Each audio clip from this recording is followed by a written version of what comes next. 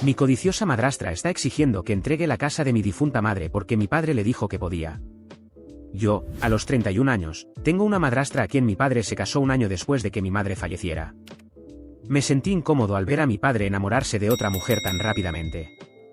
Nunca pensé mucho al respecto hasta que mi padre y yo descubrimos que mi madre no dejó nada a mi padre en su testamento. En cambio, todos sus activos y su casa de playa estaban a mi nombre. Mi madre me dejó una carta y terminé leyéndola y descubriendo cosas que desearía no haber sabido nunca. Mi madre, que estaba enferma en ese momento, descubrió que mi padre estaba teniendo una aventura con otra mujer. Me dijo que lo había sospechado durante mucho tiempo, desde que se enteraron del cáncer de mi madre y desde entonces mi padre se había distanciado. Ella dijo que mi padre constantemente preguntaba por su testamento y cómo le recordaba que él se encargaría de la casa de la playa cuando ella falleciera. Mi madre estaba destrozada y pasó sus últimos días con una persona infiel. Cuando leí la carta, no pude evitar llorar incontrolablemente en mi habitación. Ojalá hubiera estado allí para mi madre. Y mientras más lloraba, más sentía enojo y odio hacia mi padre y mi madrastra. Cuando mi padre descubrió que no le quedaba nada, comenzó a perder la paciencia y a gritar, preguntando por qué no le habían dejado nada. Estaba claro que a mi padre solo le importaban las pertenencias de mi madre y no ella. Decidí dejar mi ciudad natal y cortar lazos con mi padre y su amante. Decidí mudarme a la casa de playa de mi madre, donde intentaría empezar de nuevo. Siempre he trabajado desde casa, así que mudarme a otra área nunca fue un problema. No fue hasta hace poco que recibí un mensaje de texto de mi madrastra. Preguntó cómo estaba y no respondí. Ella volvió a enviar un mensaje y fue más directa. Me dijo que necesitaba mudarme de la casa de la playa porque mi padre y ella se mudaban, pero si quería quedarme, podía pagarles el alquiler por mi habitación. Miré el mensaje completamente sin palabras, sin saber si mentía o si lo decía en serio. Le dije que la casa estaba a mi nombre y que llamaría a la policía si ponían un pie en mi hogar. Nunca respondió. Después de eso, pensé que era el final hasta que un par de semanas más tarde, recibí una notificación en mi teléfono mientras hacía compras de que había movimientos cerca de mi entrada. Abrí la aplicación y vi a mi madrastra y a mi padre salir de su vehículo mientras continuaban desempacando sus pertenencias. Mi corazón se hundió y de inmediato sentí enojo dentro de mí. Decidí llamar a la policía con anticipación y les dije que había personas allanando mi propiedad. Para cuando llegué, la policía ya estaba allí. Después de la orden de restricción y la derrota en el juicio, pensé que finalmente podría tener paz. La casa de playa se había convertido en mi refugio, un lugar donde cada atardecer sobre el océano me hacía sentir más conectado con mi madre y más alejado de las mentiras y la traición de mi padre. Sin embargo, aunque habían perdido la batalla legal, la guerra emocional apenas comenzaba. Mi madrastra, siempre astuta y decidida a obtener lo que quería, no iba a rendirse tan fácilmente. Un par de semanas después de la sentencia, comencé a notar algo extraño. En mis caminatas matutinas por la playa, sentía que me observaban. Al principio, pensé que era solo paranoia después de todo lo que había pasado, pero pronto se hizo evidente que no era solo mi imaginación. Veía a un auto estacionado cerca de la entrada de la propiedad, siempre el mismo, pero nunca lograba ver quién estaba dentro. Sabía que mi padre y mi madrastra estaban detrás de eso. Estaban intentando intimidarme, hacerme sentir que no estaba a salvo en mi propio hogar. Decidí instalar más cámaras de seguridad alrededor de la casa y en los accesos a la propiedad. Quería pruebas de que seguían acosándome. Poco después, mis sospechas se confirmaron. En una de las grabaciones nocturnas, vi a un hombre, que claramente era un matón contratado por ellos, merodeando cerca de la entrada, revisando ventanas y tratando de acceder a la casa. No había duda de que intentaban algo más grande, quizás buscando algo valioso que pudieran usar en mi contra. Llamé nuevamente a la policía, pero su respuesta fue lenta y poco efectiva. Aunque las grabaciones eran claras, los oficiales me decían que no había suficiente para hacer arrestos, solo advertencias. Sentía que la justicia, que antes parecía estar de mi lado, ahora me dejaba indefenso frente a los intentos de manipulación de mi padre y su esposa. Unos días después, mientras volvía de una breve salida a la ciudad, encontré la casa de playa con las luces apagadas, como si la electricidad hubiera sido cortada. Al entrar, sentí una tensión en el aire. Todo parecía en orden, pero noté algo fuera de lugar, una ventana en la parte trasera estaba ligeramente abierta. El pánico me invadió. Mi espacio personal había sido violado. Corrí a revisar cada rincón de la casa, buscando signos de intrusión, pero no encontré nada. Revisé las cámaras, y aunque no había imágenes claras de alguien entrando, estaba convencido de que alguien había estado allí. La sensación de inseguridad crecía dentro de mí. Estaban jugando conmigo, creando una atmósfera de miedo y control que me recordaba constantemente que no estaba a salvo. Fue entonces cuando decidí contraatacar. Si ellos querían guerra, yo no iba a seguir siendo la víctima. Contraté a un investigador privado para que vigilara a mi padre y su esposa. Quería saber cada paso que daban, cada movimiento sospechoso. Lo que descubrió me dejó sin palabras. Resulta que mi padre y su esposa estaban en serios problemas financieros. La deuda los asfixiaba y la casa de playa, en su mente, era su boleto de salida. Estaban desesperados, y por eso intentaban presionarme de todas las formas posibles para hacerme ceder. Pero lo que más me sorprendió fue que mi padre había hipotecado la casa en la que vivían con mi madre sin decirle nada, y cuando ella falleció, toda esa deuda cayó sobre él. Estaban más hundidos de lo que imaginaba, y su única salida era recuperar algo de valor, la casa de playa. Con esta información en mano, comencé a tomar decisiones. Primero, reforcé las medidas de seguridad en la casa y contraté a un equipo de seguridad privada que vigilara la propiedad las 24 horas del día. Sabía que no podía subestimarlos más. También me aseguré de que la orden de restricción fuera renovada y ampliada. No solo tenían prohibido acercarse a mí, sino también a cualquier propiedad que estuviera bajo mi nombre. Pero lo más importante fue lo que hice después. Utilicé la misma táctica que ellos habían usado conmigo, los ataqué donde más les dolía. Con la ayuda de mi abogado y el investigador, descubrí que mi madrastra tenía un pasado lleno de fraudes financieros. Decidí exponer esto, llevando la información a las autoridades y abriendo una nueva demanda contra ella por intento de estafa y acoso. Mientras la batalla legal avanzaba, empecé a recibir más mensajes de texto de números desconocidos, claramente de mi padre y su esposa. Eran mensajes desesperados, primero pidiéndome que reconsiderara, después amenazándome con más demandas. Lo que no sabían es que ya no tenía miedo. Ahora era yo quien controlaba el juego. La culminación de todo llegó cuando mi padre y su esposa fueron embargados.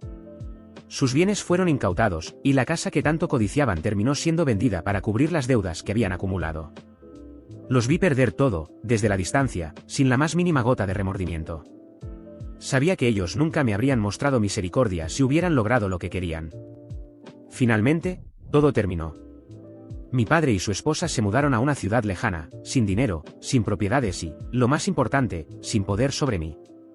Me quedé con la casa de playa, con la tranquilidad de haber defendido el legado de mi madre y con la satisfacción de haber vencido a quienes intentaron destruirme. Cada atardecer desde la terraza de la casa de playa, siento una paz profunda.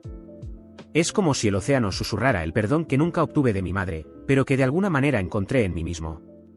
Mi padre había desaparecido de mi vida, y aunque las cicatrices de la traición permanecen, lo que no pudieron quitarme fue mi libertad y la memoria de quien realmente me amó. Ahora, cuando camino por la playa, ya no siento miedo. Solo veo el futuro, limpio y libre de las sombras del pasado. Após el proceso judicial y el embargo de los bienes de mi padre y su esposa, pensé que finalmente podría seguir adelante con mi vida sin la constante sombra de su codicia y manipulación. La casa de playa se convirtió en mi refugio definitivo, un santuario donde podía reconstruirme y sanar las heridas profundas que las traiciones del pasado me habían dejado.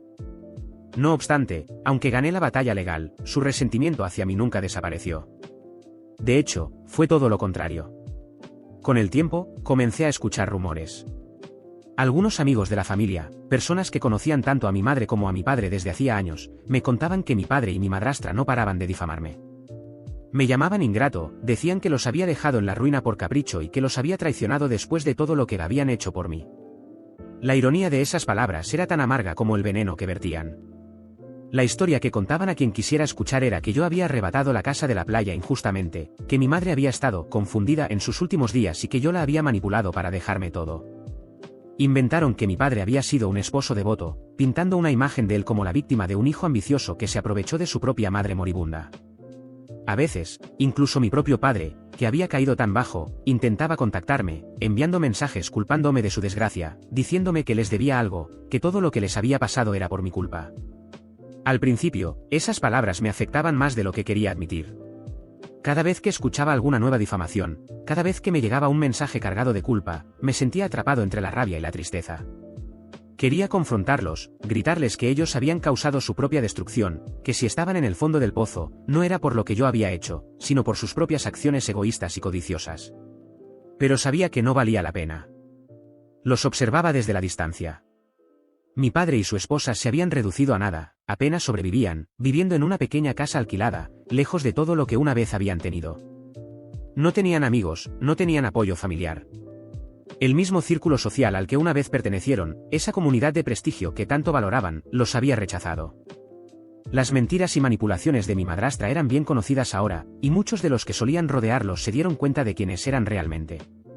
Pero a pesar de que su vida se había desmoronado completamente, seguían aferrándose a una narrativa en la que yo era el villano. Querían culparme de todo porque no podían aceptar la realidad de su propio fracaso. Se convirtieron en lo que yo solo podía describir como fantasmas del pasado, merodeando en las sombras de lo que alguna vez fue, esperando una redención que nunca llegaría. Sin embargo, en lugar de caer en su trampa de confrontación, decidí hacer algo más sabio. Me aparté completamente. No respondí más a sus mensajes, no discutí con quienes repetían sus mentiras y no dejé que su resentimiento continuara envenenando mi paz. Sabía que el único camino hacia mi verdadera libertad era soltar completamente ese pasado tóxico. Empecé a enfocarme en mi propia vida. La casa de playa, que en un principio me había parecido una carga emocional, se convirtió en mi punto de partida para algo nuevo.